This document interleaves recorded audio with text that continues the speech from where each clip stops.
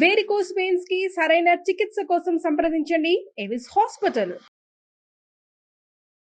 నమస్తే వనిజ గారు. నమస్తే అండి. మన శరీరంలో ఉన్న ప్రతి అవయవం హెల్దీగా ఉందా లేదా అని చూసుకుంటాం. దానికి ఏదైనా రిపేర్ వస్తే దాన్ని బాగు చేసుకుంటాం.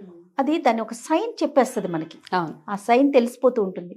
కళ్ళు దానికి ఏదో రెడ్ కావటము, వాటర్ కారటము, సంథింగ్, నోరు అల్సర్ రావటం తెలిసిపోతుంది, స్కిన్ అలర్జీ రావటం తెలిసిపోతుంది.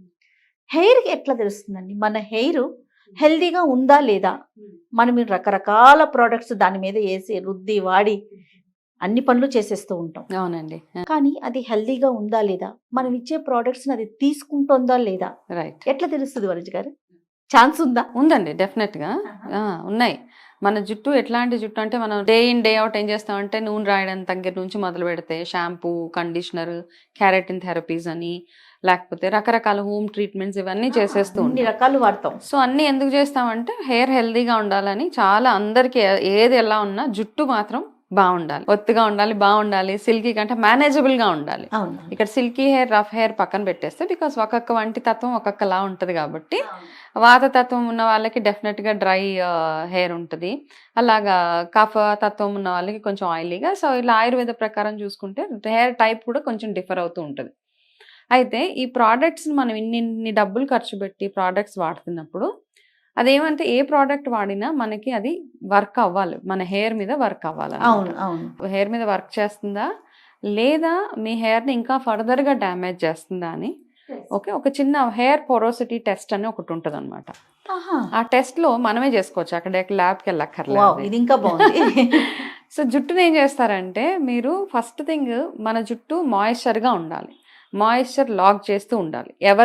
ఏ మనిషికైనా హెయిర్ కానీ స్కిన్ కానీ తేమ మాయిశ్చర్డ్ గా ఉంటేనే మనం రాసుకునే మాయిశ్చరైజర్స్ ఫేస్ మీద, హెయిర్ కి పెట్టుకునే ఆయిల్స్ కానివ్వండి, కండిషనర్ ఎందుకు పెడతాం, మన జుట్టుని అది కండిషన్ గా ఉంచుతుంది కాబట్టి.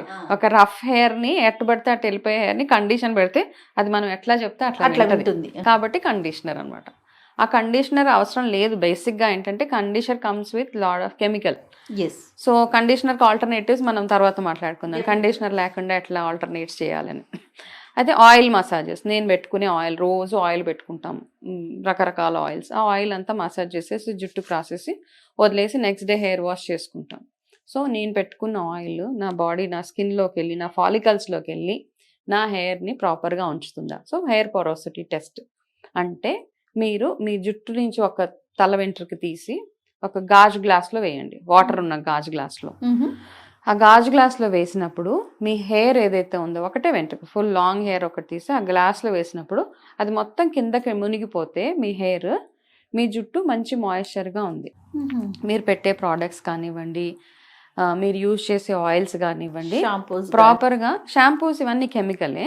మనం హెయిర్ నరిష్మెంట్ బేసిక్గా, మీరు చేసే రెమెడీస్ ఏవైతే ఉన్నాయో, న్యాచురల్గా ఆయిలింగ్ కానివ్వండి, కుంకుడుకాయలు పెట్టి తలస్నానాలు, న్యాచురల్గా మాట్లాడుకుందాం, ఇవన్నీ మీ జుట్టు తేమని లాక్ చేస్తుందా లేదా అని ఇది ఒక టెస్ట్ అనమాట.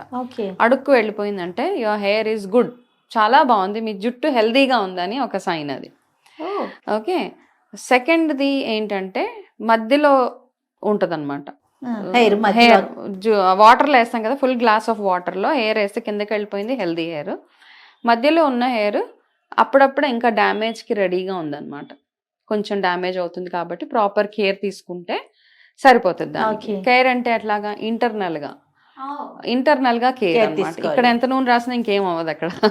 సో మీరు ఇంటర్నల్గా ఏమేమి తింటున్నారు, మీ బాడీ యోగా కానివ్వండి, ఎక్సర్సైజ్ కానివ్వండి, మసాజెస్ కానివ్వండి, ఇవన్నీ ఎట్లా చేసుకుంటున్నారు అన్నది అక్కడ ఇండికేషన్ ఇస్తూ ఉంటుంది అనమాట, sign. Third type of hair అంటే ఇంకా అయిపోయింది, తెల్ల జుట్టు వచ్చేసింది, మనం దానికి కలర్స్ వేసేసాము, దానికి స్ట్రైట్నింగ్స్ చేయించేసాము, దానికి కావాల్సిన కెమికల్స్ అన్నీ పెట్టేసిన తర్వాత అది దేనికి పనికిరాని జుట్టు ఏమవుతుంది అంటే పైన అలా ఫ్లోట్ అవుతూ ఉంటుంది వాటర్లో. Oh my god. ఆ జుట్టు, తెల్ల జుట్టు అలా వేస్తే అది వాటర్లోకి వెళ్ళకుండా అది పైన ఫ్లోట్ అవుతుందంటే ఇంకా మన జుట్టు, అది జుట్టు అంతే, ఏదో మనకి కవరింగ్ ఉంది. So it's not a healthy hair. కానీ టెస్ట్ తో తెలిసిపోతుంది. ఎస్, కానీ ఈ సిమ్టమ్స్ అన్నిటినీ మనం రివర్స్ చేసుకుంటూ వెళ్ళే చాలా చాలా టెక్నిక్స్ ఉన్నాయి. మన జుట్టు ఎప్పుడైతే మనకు తెలుస్తుందో అన్హెల్దీ హెయిర్గా ఉంది నాది అనేసి తెలిసినప్పుడు మనం చేసే రకరకాల హోమ్ రెమెడీస్ కానివ్వండి, వాడే ప్రోడక్ట్స్ కానివ్వండి, తినే ఆహారం కానివ్వండి, మన లైఫ్ స్టైల్లో మార్పులు ఇవన్నిటిని రివర్స్ చేసుకుంటూ we can have a healthy hair. ఇక్కడ పాయింట్ ఏంటంటే ఎంత ఒత్తు జుట్టు ఉంది, ఎంత పల్చటి జుట్టు ఉంది కాదు, ఫస్ట్ జుట్టు హెల్దీగా ఉండాలి. హెల్దీ హెయిర్ ఉంటే ఆటోమేటిక్గా జుట్టు హెయిర్ గ్రోత్ ఇవన్నీ everything will fall in place అని. సూపర్ పాయింట్ చెప్పారు వనిజ గారు. రియల్లీ ఎందుకంటే ప్రతి ఒక్కరూ ఇదే అనుకుంటే ఏంటి, ఒత్తుగా ఉంది, మళ్ళీ హెల్దీగా ఉంది, జుట్టు అస్సలు ఊడట్లేదు, నాది సూపర్ హెల్దీ అట్లా అనుకుంటాం. బట్ మీరు చెప్పిన పాయింట్ ఏంటంటే ఎగ్జాక్ట్లీ అన్నమాట. అందుకని ఏంటంటే వాల్యూమ్ కాదు మనకు కావాలి, వాల్యూమ్ కాదండి, హెల్దీగా అది చెప్తుంది అనమాట. మనం ఓవరాల్ గా మన బాడీ కూడా ఎంత హెల్దీగా ఉంది అని ఇట్స్ అన్ ఇండికేటర్ అనమాట. ఓకే, కాబట్టి రివర్స్ చేసుకోవచ్చండి. 100% చేసుకోవచ్చు. తేలుతున్న జుట్టును కూడా మనం కిందకి పెట్టొచ్చా? అఫ్ కోర్స్ పెట్టవచ్చు. కాదు వనిజ గారు, దీన్ని ఎట్లా రివర్స్ చేసుకోవచ్చండి? సో ఇలా మన హెయిర్ అన్హెల్దీ ఉందని తెలిసినప్పుడు ఏ కారణం చేత అన్హెల్దీ అవుతుందని తెలుసు. డెఫినెట్గా ఈ హెయిర్ టెస్ట్ ఎవరైతే చేస్తున్నారో వాళ్ళకి తెలిసిపోతుంది. ఈ హెయిర్ని ఎప్పుడైతే వాటర్లో వేస్తారో అడుగుకి వెళ్ళిపోయిన వాళ్ళు 100% ఖచ్చితంగా వాళ్ళు కెమికల్ యూస్ చేయరు. రెగ్యులర్గా వాళ్ళ హెయిర్కి కావాల్సిన నరిష్మెంట్ వాళ్ళు తీసుకుంటూ ఉంటారు, మంచి ఆహారం తింటూ ఉంటారు. ఓకే, ఇది ఉంది. లేదా యంగ్స్టర్స్ ఎవరైతే ఉన్నారో, యంగ్ పిల్లలు ఉంటారు కదా, లైక్ టీనేజ్ పిల్లలకి, చిన్న పిల్లలు, వాళ్ళందరికీ ఈ టెస్ట్లో వాళ్ళు 100% పాస్ అయిపోతారు అనమాట. దాంట్లో ఏం ప్రాబ్లం లేదు. ఒక ఏజ్ వచ్చిన తర్వాత మనం మిగతా నెక్స్ట్ 2 కేటగిరీస్లో పడుతూ ఉంటాం. ఆ 2 కేటగిరీస్లో పడకుండా ఉండాలి అంటే ఫస్ట్ థింగ్ ఏంటంటే మనం యూజ్ చేసే ఆయిల్స్ ఏవైతే ఉన్నాయో, over heat of hair, over heating కానీ, ఎక్కువగా కండిషనర్స్ యూజ్ చేయడం కానీ, టూ మచ్ ఆఫ్ డ్రైయర్స్ అవి వాడేయడం కానివ్వండి, బాడీకి కావాల్సిన వాటర్ ఇంటేక్ తీసుకోకపోవడం కానివ్వండి, సరైన ఆహారం లైక్ అంటారు ఫ్లాక్స్ సీడ్స్ తినాలి, నువ్వులు, కాల్షియం ఇవన్నీ మన బాడీకి ఎంతగా వెళ్తూ ఉంటే మన హెయిర్ గ్రోత్ అంత బాగుంటుంది.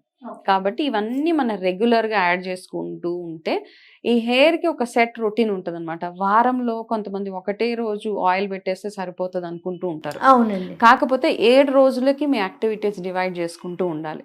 ఒకరోజు ఆయిలింగ్కి, ఒకరోజు మసాజ్కి, ఒకరోజు ఇంకొక యాక్టివిటీకి, స్టీమ్ ఒకరోజు పెట్టుకోవడానికి. సో ఒక్కొక్క రోజు మనం అనుకుంటాం, చాలామంది వంటికే మనము నలుగై పెడుతూ ఉంటాము స్క్రబ్స్ అవన్నీ. బట్ హెయిర్ స్క్రబ్ కూడా చాలా స్కాల్ప్ స్క్రబ్ చాలా ఇంపార్టెంట్ మన స్కాల్ప్ హెల్దీగా ఉండాలి అంటే.